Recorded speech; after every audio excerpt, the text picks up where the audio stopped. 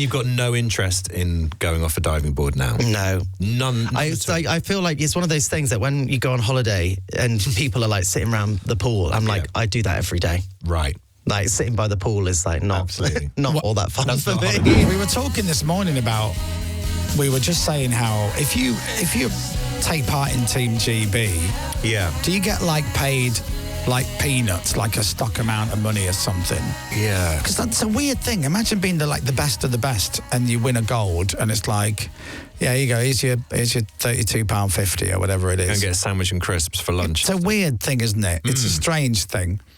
And then when you retire, do you bring him in. Do you get any, do they give you like a gold watch or do you get, here he is, look, here comes Tom. Oh, look at this fashionista. Come and have a seat. What are you wearing?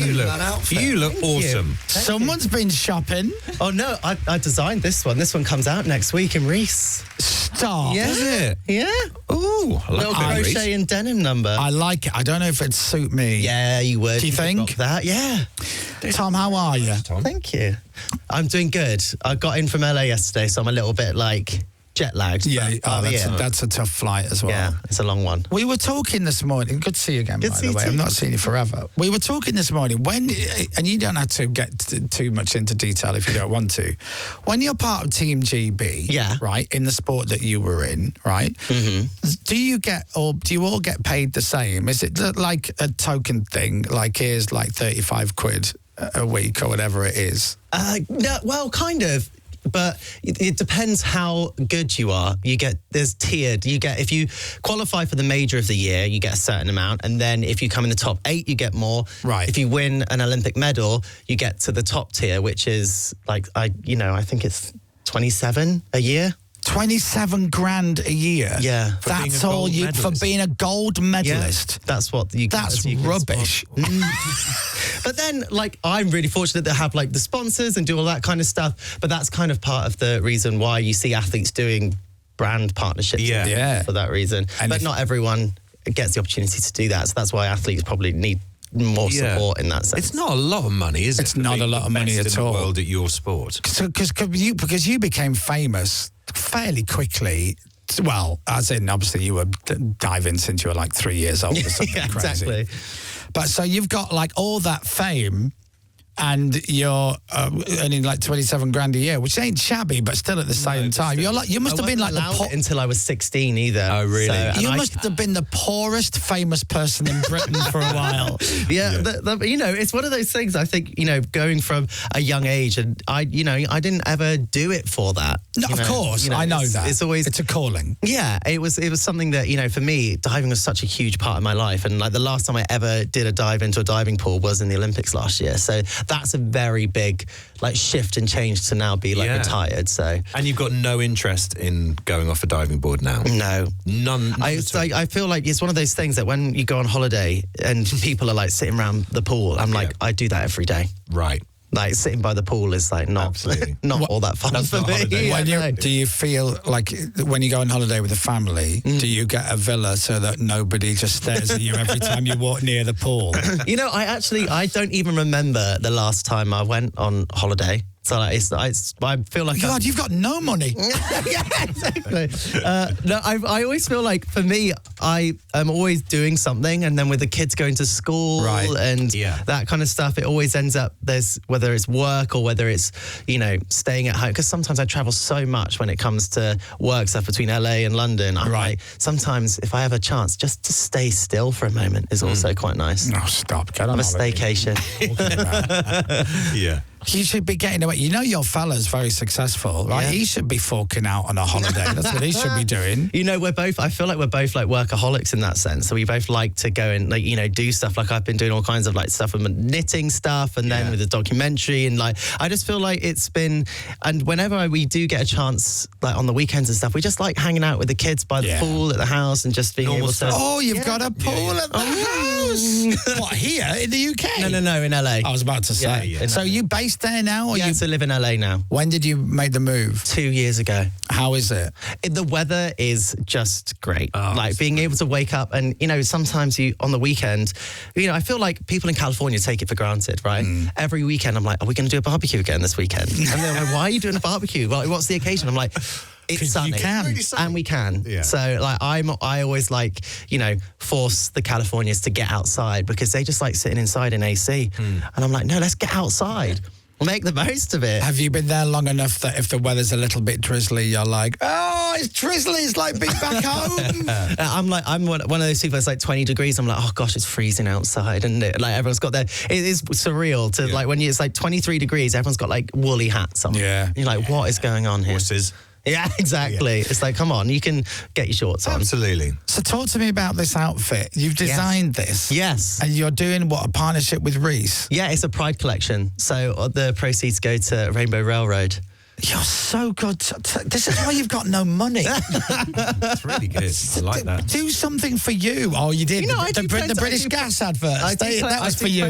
I do plenty of, brand stuff. So I'm doing all right. It's time to, with Pride, it's important to do it for the right reasons. So when is this coming out? This comes out on Monday, actually. Great. Okay, and what can we expect? What are we looking at here? There's all kinds of things. There's T-shirts, there's lots of knitwear, there's some sparkly sequin stuff. They've got all sorts going on. So is that a matching jacket? It's a co-ord, matching jacket and shorts. Nice. See, it looks good on you. I don't think me and Chris could get away with I it. think if I appeared on holiday, because there's a big group of us go away every summer, if I suddenly appeared dressed like that, they would rip it out. Nah, you could do it. You could do it. Honestly, Tom, I'm not saying I wouldn't look good. Oh, there it is. Oh, that's nice. There's some of the. There's some. Oh, of the yeah, that's not for me. Jacket. What is that? That's like a card. A woolen T-shirt. It's it's lots of knitwear stuff. We got all sorts going. There's cardigans. There's shirts. There's a sequin shirt as well. Nice blue sequin shirt. I reckon you could rock that. Keep. We'll have a look on the website. There you go. Now, talk me through what we're looking at there. Me put my collar up. But all of it is like hand finished as well. So is that a knitted sleeveless jumper with? Is it sequins? Yeah, and it says the word lover on it. Oh, that's right. That's right. That is it. You're going to be coming in wearing that tomorrow. Exactly. I'm going to be like, all right, how you doing? Walking out by the pool with my pint of lager on holiday. How you doing? Oh, Chris, what are you? You're wearing a knitted, sequined, sleeveless jumper with the word lover on. That's right, yes I am. You just need the Olympic rings tattoo as well. Yeah, exactly. That's a great tattoo, by the way. Oh, thank you. Why are you not fat yet? Why are you not? What's going on? Why are you? I try my best to continue exercising. I feel like lots of athletes, they either go one way or the other after finishing. You're either so sick of exercising that you never want to do it again, or you kind of have a different relationship with it where, I feel like exercising just makes you feel good. So I just do like half an hour a day. I guess for now, exercise is for you, rather than part of the job and an absolute necessity. Exactly. So I now do things like I hike, or I play pickleball, or like I go for runs, or I go to the gym and do classes. Like I don't have like a set schedule. So I've got a question. Go on. What's pickleball? Pickleball? Yeah. It's like... Oh gosh, it's a very California thing, I think, as well. It's like tennis. You're so LA. But the racket is like the racket is like a beach paddle almost. Like you play ping, and the ball is like has loads of the holes in it. So it's like almost, so it can't go sort of very fast. It can't go too fast, but it's like still quite fast paced, and you play doubles. Pickleball. Yeah, PICK. You are so LA, Tom Daley. I know, but it's so fun. Like being outside. Like, see, it's like... Oh, I see. So it's like fast, but not. Yeah. And it's like, I've got bad knees, you see. I've had knees that, I'm getting on.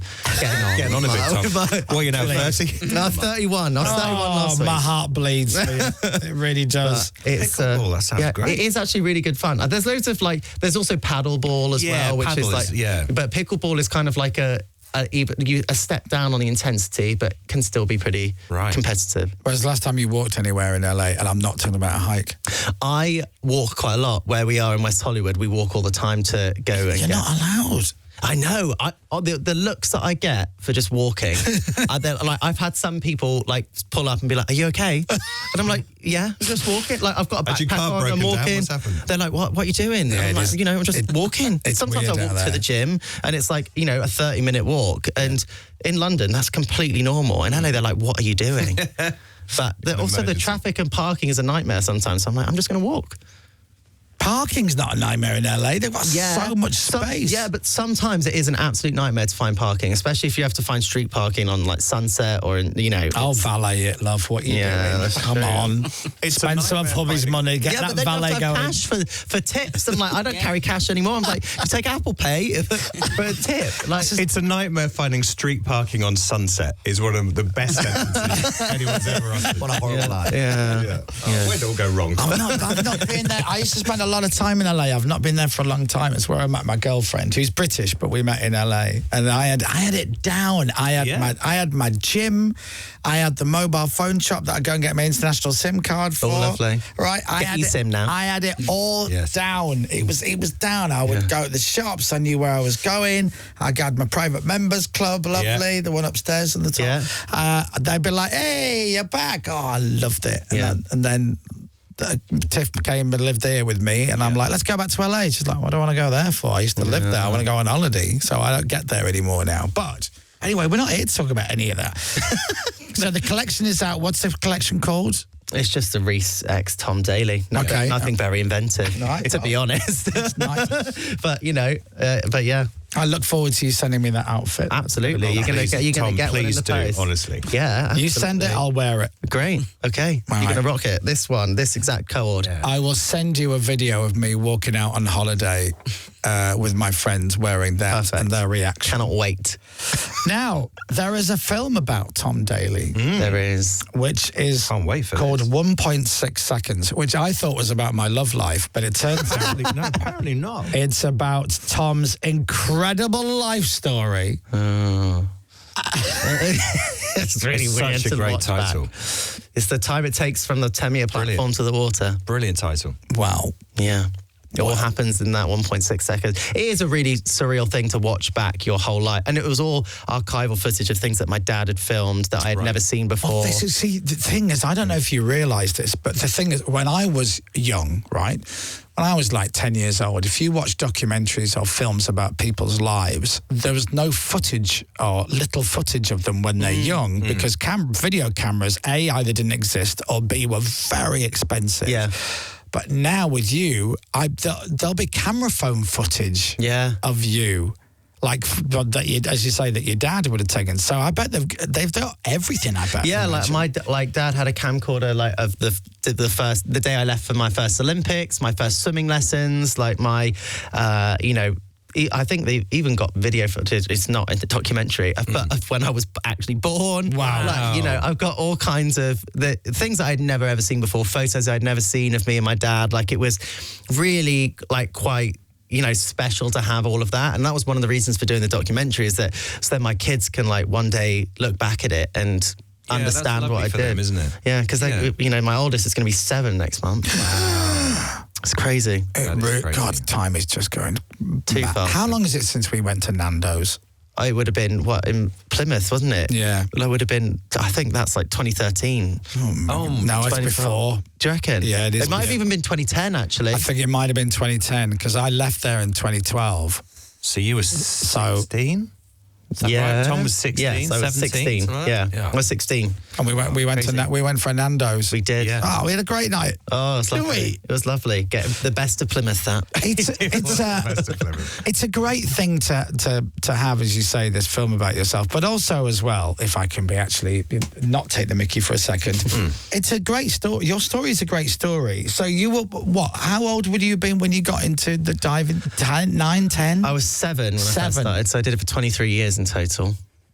But look at that 23 years. I mean, if you're going to be decent at diving, you want to see if you can get a gold medal at the Olympics. It took me a while to get there, but after 5 Olympics... Yeah, but guess what? Most people don't get there. Yeah. Most people don't get it. At the Olympics every time. So your gold medals there's only one or two, if you're being pedantic, people can win that gold medal for that particular event every 4 years. Yeah. So everybody else in the world doesn't get one. Yeah, that was the hard thing. I also talk about it in the documentary of like knowing that I could, but also having to come to terms with the fact that I might never, is like, and knowing that you work every day and sacrifice so much to maybe get it, maybe not. And how do you deal with the highs of that and the lows of that? In Rio 2016, like I went from getting a world record in the prelim to then completely bombing out in the semi-final and not making the final when I thought I was going to win a gold medal at those Olympics. And then all of a sudden I'm then like, am I going to do this for another 4 years, which ended up being 5 because of the pandemic.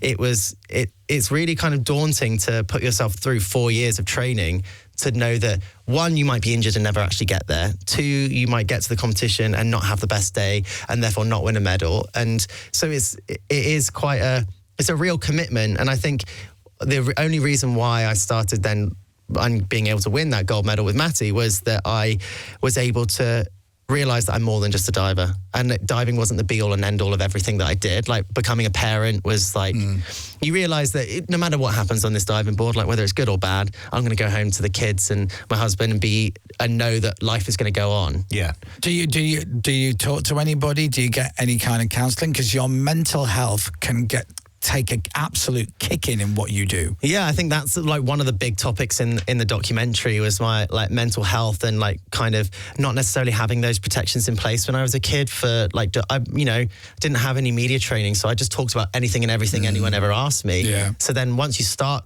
that at like 10 years old, then that's just on the table for the rest of your life, kind of thing. So but also to psychoanalyze the whole situation. All right, so you've designed this outfit you're wearing. Yes. Okay, so Monday that goes on sale at Reese. Okay, yes. Now let's just say that goes doolally. It's so popular, right?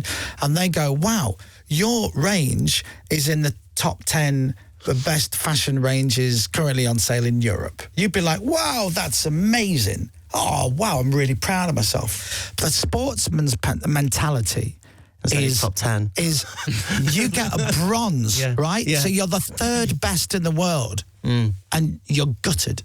Yeah, it's like, I think, the first one in London 2012, winning that bronze medal, I was... It's funny, you go through stages as an athlete, like of 1, your goal is to get to the national championships. Then it's, I want to win a medal at the national championships. Then you want to make it to the world championships. Then you want to win a medal at the world championships. Then you want to make it to the Olympics. Then you want to win a medal. Once you've won a medal, it's like, now I want the gold. Yeah. And then once you get the gold, nothing in my life will ever compare to being able to go and compete at an Olympic Games and try and get on an Olympic podium. Like there is no fashion collection, there is no knitwear designing, there is no British Gas commercial. No, exactly, no commercials. It's ever. They are good, Tom. Thank you. Nice. I've always got my bum out and my clothes out. Like, it's we've just always how said it goes. There's not many people that wear more clothes to bed than they do to work. It's true. That's nice. And that is me. So, that's a great line. Yeah. Sorry, I'm just imagining that for a second. Back of the room. Listen, I could talk to you for hours. I really could. I think you're a great guy, and it's lovely dipping in and out of your life as I do a little bit. And I'm looking forward to this. So this is set to premiere on Discovery Plus in the UK and Ireland from the 1st of June. Yes. Tom Daley, 1.6 seconds, which is a great title, isn't it? But it's at the same time 1.6 seconds. Is that it? That's the whole length of the documentary as well. So it's a quick one. It's 1.6. You're trying to get a gold. I'm trying to get to 1.5. So you can see that on Discovery Plus in the UK and Ireland from the 1st of June. Really love to see you. Thank you. How long are you going to be here for? I'm only here till Saturday. Then I'm off back again. It's actually quite a long trip. Sometimes I come in and out for 24 hours. But here we are. Yeah. And the family with you? Or are you on your own? No, I'm on my own. Bringing a 2-year-old and a 7-year-old for a 3-day trip to London sounds like hell. So but he's not here. He's back home? Yeah, so So you'll be out the lash every night. I'm up at like 6:30 every day doing like radio and talking to people. So it's it was. I wish when I didn't have kids, I always used to be like, oh, imagine just like extending it a day and just being able to wake up in the morning and go for a coffee and a breakfast and just like, But I'm also excited to get back to the kids. Yeah, the one thing you'll do, because now the kids are not here, it's like, oh, you're going to go partying, you're going to go clubbing, you're going to go drinking. No, I'm going to go sleeping. Yeah, that's exactly. what I'm going to do. I'm going to get 8 hours of sleep without daddy. Really good to see you. Good to see you too. All the best. I'm sure I'll see you again sometimes. You will see me soon when you deliver me that. Yes, exactly. Hand delivered. Oh. Yeah, exactly. And you have to, Tom. He'll wear it. Here comes the lover. I can't wait. I can't wait to see that. Everybody watch the film 1.6 seconds starring our very good friend, ladies and gentlemen, Mr. Tom Daley. Cheers, Tom. Radio X.